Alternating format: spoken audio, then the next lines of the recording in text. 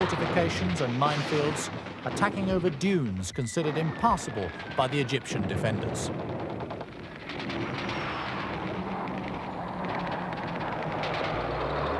Fierce hand-to-hand fighting followed the tank battle, and the main towns fell before dusk on the first day.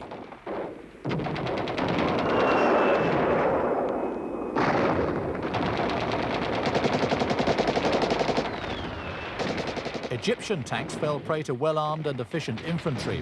Israeli tank commanders were also frequent casualties, a result of fighting from open turrets. Some trenches were only cleared after bitter exchanges.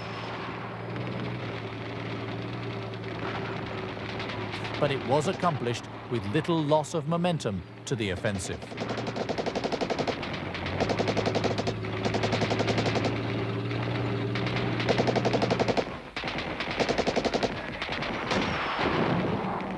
The strategy continually was to trap and encircle enemy armor and destroy it as it tried to break out.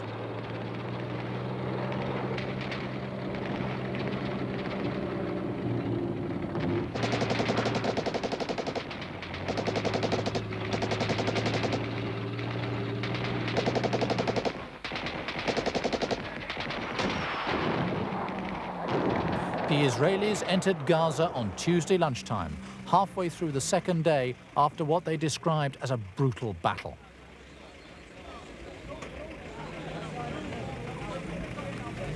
But the pause, like the welcome, would be short-lived. Thousands of mines had to be cleared from the deep echelons of the Egyptian defensives. But as some rested momentarily, others fought street battles to flush out the last resistance by Egyptian commandos. It was a bitter and unexpected defeat for the Egyptians. The Egyptian commander in Gaza, Major General Abdul Munah Husseini, still looks bewildered by the speed of his force's demise as he signs the surrender document, hastily scribbled out on a scrap of paper by his Israeli captors.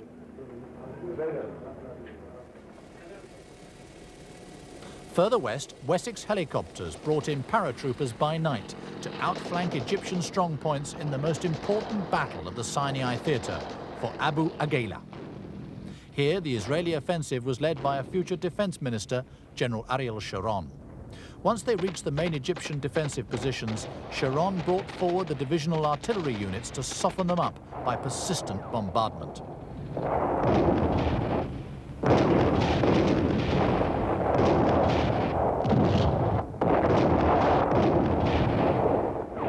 Abu Agheila fell at lunchtime on the second day after what was probably the most complicated battle of all the Arab-Israeli wars.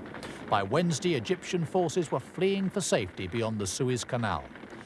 Israeli training aircraft, modified to take rockets, joined the attack on the disintegrating Egyptian armies. They swooped on the fleeing convoys as they converged on the bottleneck of the Mitla Pass, just 20 kilometers from the Suez Canal.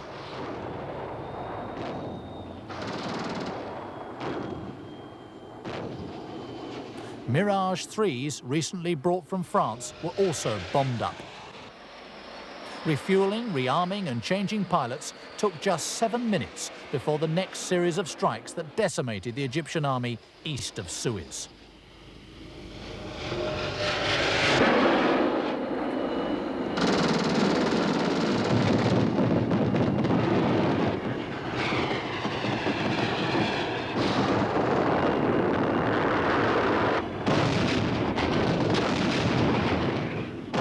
The 3 Israeli brigades were now being closely coordinated to prevent them mistakenly firing on each other.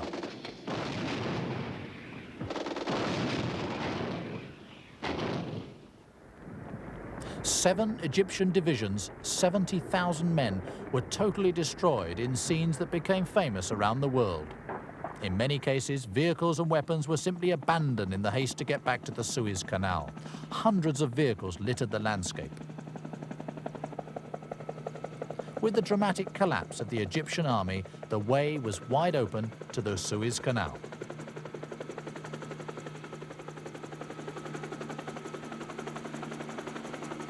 In front of them, fewer than 100 of the Egyptians' 1,000 tanks managed to cross the canal to safety. Their rout had been compounded by conflicting orders from the Egyptian commander, Field Marshal Abdul Hakim Ammar, which created panic in the defeated army.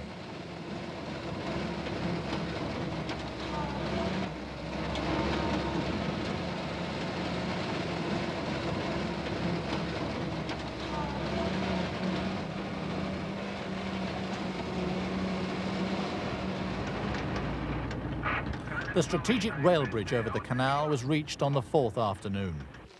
But none of the troops who relaxed along the canal banks that Thursday would say that it had been easy. I have seen it to be not very easy. They were fighting from house to house. You can see the shells in the houses here, that people had to fight from house to house. Most of it was done by the tanks, the light tanks. Yes, he is one from the big fighters here. How good was the Egyptian fighting yesterday? Not very bad, but we are better. In the east, the Israelis began by cutting off Jerusalem from the bulk of the Jordanian army in the north, which also found itself quickly under fire. Further offensives north of Jerusalem seized control of the Judean hills. Within 3 days, most major centres west of the Jordan were in Israeli hands, including the ancient cities of Jericho and Bethlehem. The Jerusalem corridor was the key to control of the Judean hills and Jerusalem, for it overlooks all approaches to the holy city itself. Its strategic importance had been recognized in ancient times by Joshua. The Harel Brigade was sent in to secure it after Jordan had opened hostilities with an artillery barrage. They advanced on the strategic Radar Hill in difficult mountainous terrain where well-fortified Arab Legion positions covered all approaches. A crucial tank battle was fought by night, the Israelis' old Sherman tanks using their searchlights to pick out targets regardless of the risk to their own columns. The brigade finally broke through the Jordanian lines to seize the mountain ridge and road connecting Jerusalem and Ramallah. And Israeli jets used their air supremacy to decimate fortified positions outside Jerusalem and any attempts to reinforce them.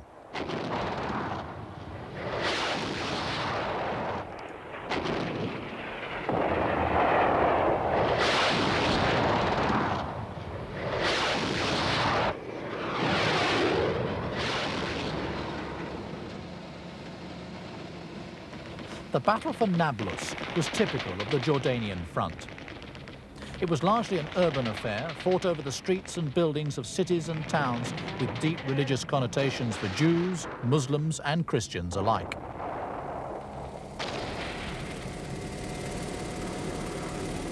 Just as in Vietnam, half a world away, the medevac teams were helicoptered into battlefield situations to take out the wounded.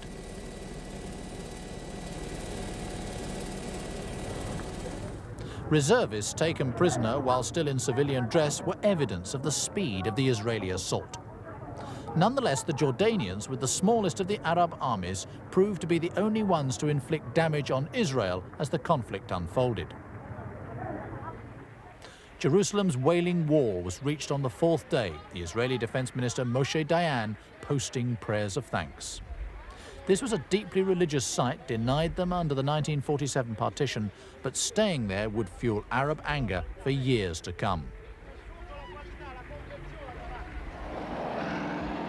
The battles for control of what is now known as the West Bank flowed through buildings and fortified positions honeycombed with complex reinforced defences.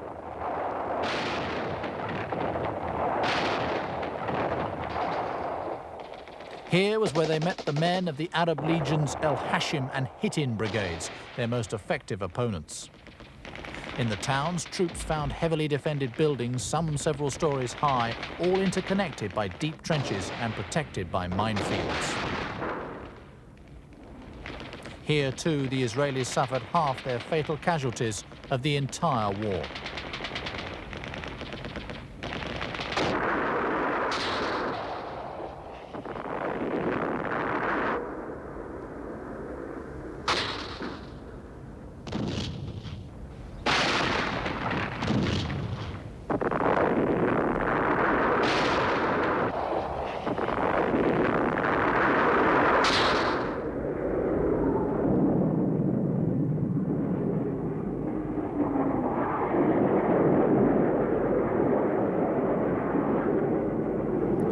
once again, it was the potent firepower of the Israeli Air Force that broke the threatened deadlock, as an emotional King Hussein acknowledged in defeat.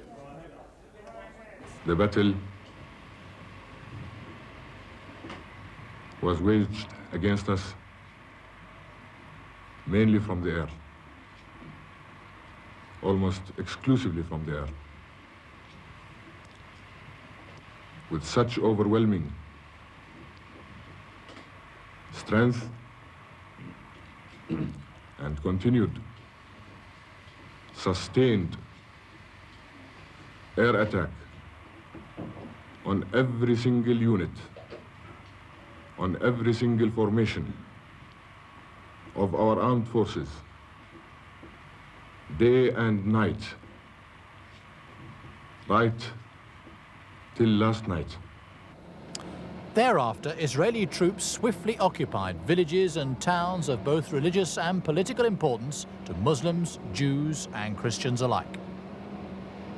Here, Jericho, whose walls had fallen without a fight, just as in biblical times.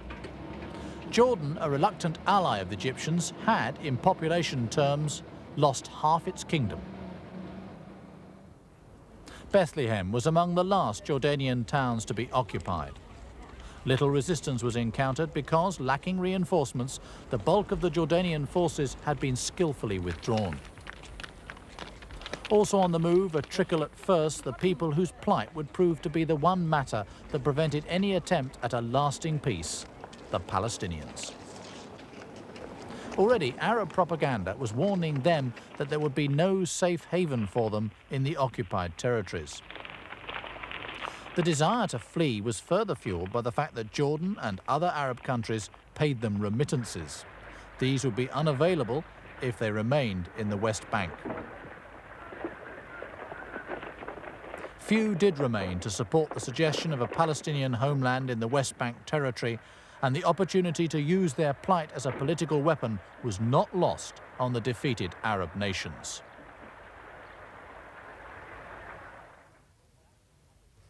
The formidable natural obstacle of the Golan Heights dominated the northern offensive against Syria. Israel's strategy involved three main thrusts to take Quneitra. Two further offensives literally bulldozed their way to command the road to Damascus before a United Nations ceasefire line halted the advance. The Golan Heights dominate Israel from a plateau up to 1,200 meters above the Jordan Valley. With gun emplacements, deep trenches and dug-in tanks, the Syrians had converted the area into a deep defense zone. From here, sporadic artillery and gunfire was directed onto Israeli settlements.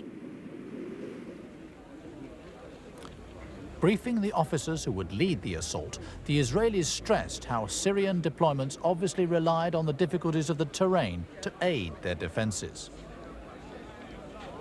Israeli armor moves north. Freed from fighting in Sinai after the Egyptian collapse, heavy brigades moved swiftly through Israel to face the Syrians. Moshe Dayan had hesitated